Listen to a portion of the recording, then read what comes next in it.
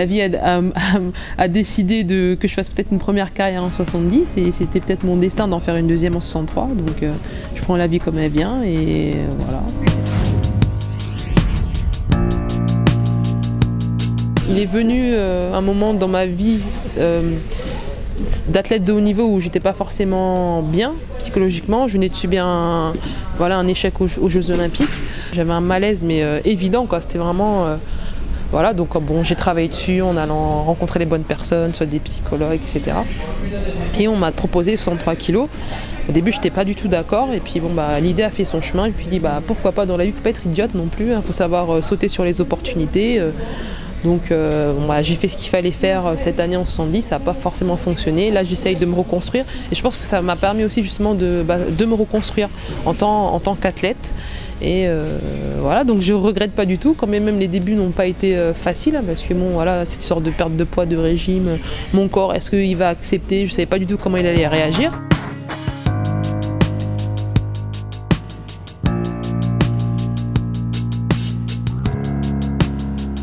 Je me disais que mon corps allait se souvenir que loin avant j'étais dans cette catégorie, donc qu'il allait peut-être me donner un petit coup de pouce. Il a fallu que je me réapproprie un petit peu mon propre corps, que j'apprenne à le connaître parce que c'est quand même quelque chose de nouveau.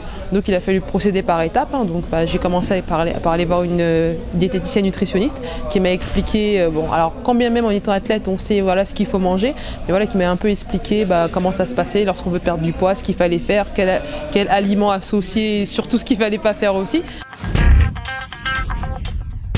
Au moment de ma première compétition 63 kg, j'avais l'impression d'être plus faible alors que ce n'était pas du tout le cas.